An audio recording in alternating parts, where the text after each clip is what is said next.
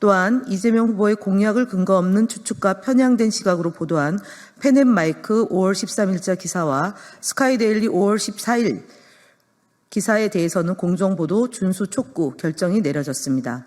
아울러 언론중재위 심의 결과도 함께 보고드리겠습니다. 스카이데일리 4월 22일자 수신료 통합징수 방송법 개정 KBS 암울한 미래 보도에 대해서는 더불어민주당 측 반론을 반영한 반론 보도를 게재한 것으로 언론사와 합의되었음을 알려드리겠습니다. TV조선 시사쇼 정치다 YTN 뉴스와이드 등 대응 현황 말씀드리겠습니다. 5월 24일 방송한 TV조선 시사쇼 정치다 및 5월 24일, 5월 25일 방송한 YTN 뉴스와이드 4건의 국민의힘 측 패널들이 법원 조직법 개정안과 관련하여 입법권을 가진 민주당이 사법권까지 좌지우지하려고 하는 거 아닌가.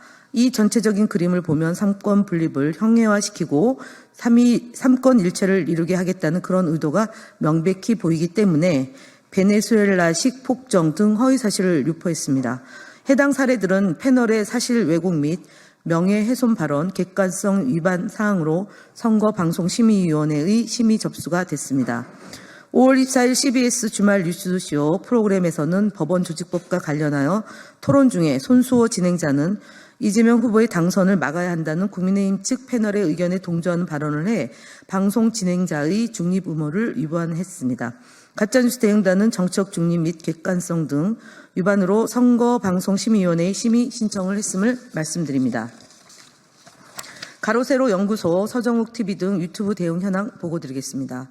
지난 주말 동안 36개의 보수 성향 유튜브 채널을 모니터링한 결과 다수의 공직선거법 위반 의심 사례가 확인되어 중앙선거관리위원회에 신고를 조치했습니다. 특히 가세연은 거북선 게이트를 근거로 이재명 후보가 수조 원대의 부정이익을 취득했다는 허위 주장을 유포했고, 서정욱 TV는 이재명 후보를 괴물, 악마, 사탄 등 극단적 표현으로 모독하는 내용으로 보도했습니다. 보수 이슈 채널은 특정 후보자가 북한으로부터 공작금을 받았다는 명백한 허위 사실과 함께 이재명 후보 일가족에 대한 심각한 모욕성 발언을 내보내고, 전환길 TV는 선관위 고위 관계자들을 실명으로 언급하며 사형이라는 위험천만한 발언을 했습니다. 철저한 모니터링을 통해 공정한 선거 환경을 조성하겠습니다. 국민의힘 거짓말 시리즈입니다. 김문수 거짓말 18번째입니다. 김문수 국민의힘 대선 후보는 2월 14일 국회에서 열린 대정부 질문에서 전강훈 목사는 대한민국의 자유민주주의를 수호하기 위한 목사다라고 주장한 바 있습니다.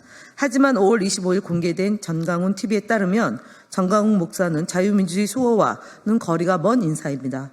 전강훈 목사는 20일 사랑제일교회에서 각 지역 광역위원장을 앞에 나오게 한 뒤 집회 참여자를 100% 모으지 못했으면 머리를 박고 엎드려 뻗쳐 하라며 기행을 펼쳤습니다.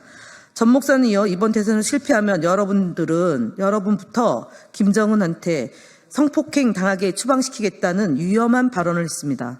김문수 후보는 개인의 자유와 인권에 대해 어떠한 존중도 없는 전강훈 씨에게 자유민주주의를 수호하기 목사라고 추켜 세웠던 것입니다. 선거가 가까워오자 김문수 후보는 전강훈 목사와의 관계를 부정하고 있습니다. 하지만 전강훈 목사는 김문수 후보를 두고 나하고 4년을 같이 해서 교감을 안 해도 내 생각을 너무 잘한다라고 주장했습니다. 전강훈 목사를 위해 눈물까지 흘렸던 김문수 후보가 25일 영상에 대해 어떻게 생각하는지 자묻 궁금합니다. 개혁신당 이준석 대선 후보 거짓말 시리즈 4번째입니다. 개혁신당 이준석 대선 후보는 5월 23일 노무현 전 대통령 서거 16주기 추모식을 방문해서 2003년 미국 유학 갈 때 노무현 대통령이 직접 장학증서를 주면서 했던 열심히 공부해서 언젠가 나라를 위해 큰일을 하고 이바지해야 된다는 말이 기억난다고 했습니다.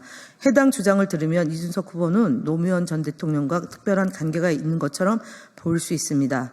이준석 후보가 받았다는 대통령 과학장학금은 김대중 정부에서 입안하고 노무현 정부에서 2003년부터 시행한 정책입니다.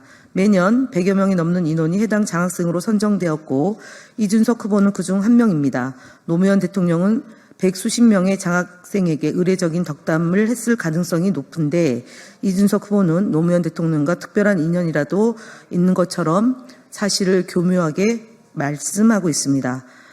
이준석 후보는 과거 노무현 장학생 만냐라는 질문에 노무현 대통령 때 과학장학금을 받은 거다.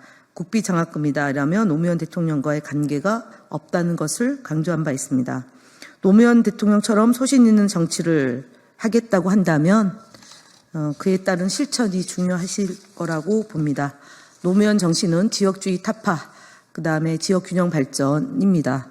이준석 후보의 노무현 정신을 계승하는 정치인이 되려면 윤석열 대통령을 탄생시키는 것에 대한 책임부터 스스로 진심 어린 사과가 필요하다 생각합니다. 이상 마치겠습니다.